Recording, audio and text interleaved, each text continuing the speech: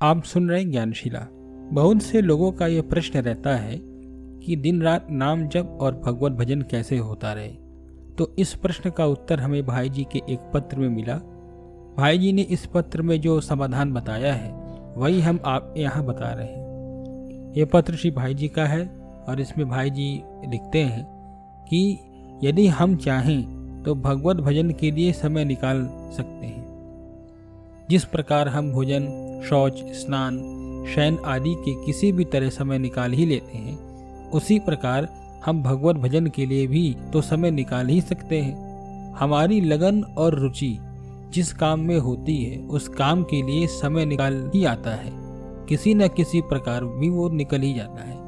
फिर श्री भाई जी ने भगवत गीता का एक श्लोक बताया कि यत प्रवृत्ति भूतानाम येन सर्वमिदं ततं स्वकर्मणा तभ्यर्च सिद्धिं विन्दति मानव।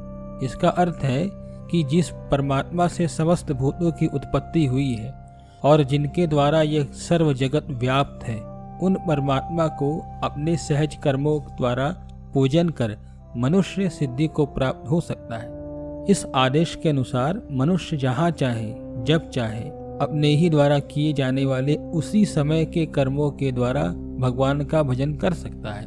इसके लिए किसी विशेष समय, स्थान या विशेष उपचार आदि की आवश्यकता नहीं है। किसी भी स्थान में, किसी भी स्थिति में हम मौजूद हैं, हम वहाँ पर भगवत भजन, पूजन आदि कर सकते हैं। इसके लिए हमें धूप, फूल इन सब की विशेष रूप से आवश्यकता नहीं है, परंतु बस ये सब करते समय मन में एक ही भाव होना चाहिए कि मैं जो कुछ भी कर रहा हूँ या कर रही हूँ वह सर्वव्यापी और सर्व आधार भगवान की पूजा ही कर रहा हूँ या कर रही हूँ। और यहाँ पर एक बड़ी अच्छी बात भाई जी ने बताई कि फिर सोना, जगना, खाना पीना, कहीं आना जाना या व्यापार व्यवसाय करना, नौकरी करना, जहाँ तक कि शरीर शुद्धि तक के सभी कर्म भगवान की पूजा के उपकरण बन जाते हैं और इस तरह से हर समय भगवान की पूजा हम कर सकते हैं। भाई जी ये भी लिखते हैं कि हम यदि किसी से बातचीत भी कर रहे हैं या उसके सामने बैठे हैं तो मन में यह निश्चय करें, यह सोचे कि इसके अंदर भी भगवान है और इस व्यक्ति के रूप में हमें भगवान ही हमारे पास आए हैं और उसने मन ही मन हम उसको प्रणाम करें। उनके लिए जिस प्रकार का व्यवहार शाह दृष्टि से उचित होगा वैसा व्यवहार करें और अपने व्यवहार द्वारा ही एक प्रकार से उनकी पूजा करें। इस प्रकार से यदि हम भजन पूजन के लिए अलग से समय निकाल नहीं पाएंगे तो भी कोई हानि नहीं होगी।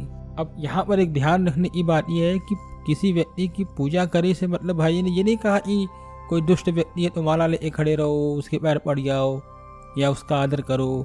कोई मद्य मांस खाने वाला व्यक्ति है या कोई ऐसा व्यभिचारी व्यक्ति है या कोई गलत काम करता है, गलत चीज़ों का व्यापार करता है, हत्यारा है या जो भी नीच से नीचता वो कर सकता है, अगर उसने किया है तो उसकी पूजा करने लग जाओ।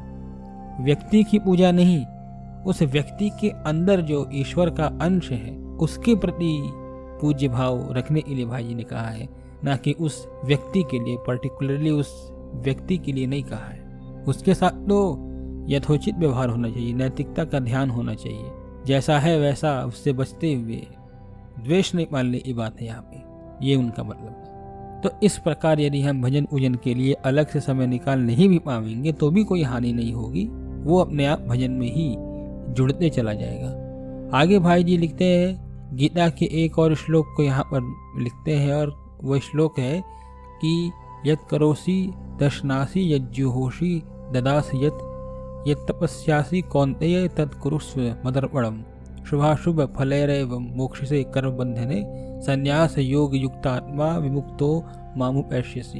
अर्थात अर्जुन, तुम जो कुछ भी कर्म करते हो, खाते हो, हवन करते हो, दान करते हो, तप करते हो, सब मुझे अर्पण कर दो।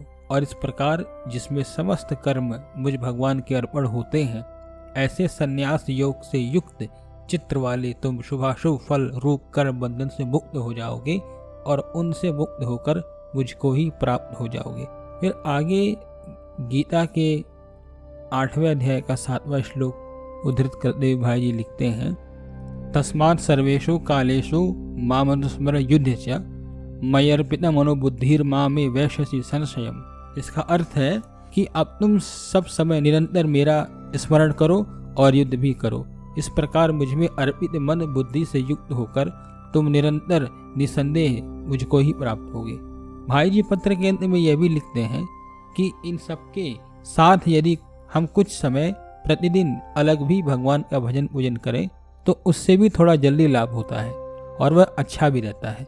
और यह बात भी सत्य है कि पूरा भजन तो वही है जो आठों पहर बिना विराम के तौर पर प्रत्येक कर्म के द्वारा ही होता रहता है। पर ऐसे भजन में प्रवृत्ति हो इसके लिए भी नित्य नियम पूर्वक कुछ समय तक थोड़ा अलग बैठकर भी हमें भगवान का भजन करना ही चाहिए। संपूर्ण धन्यवाद।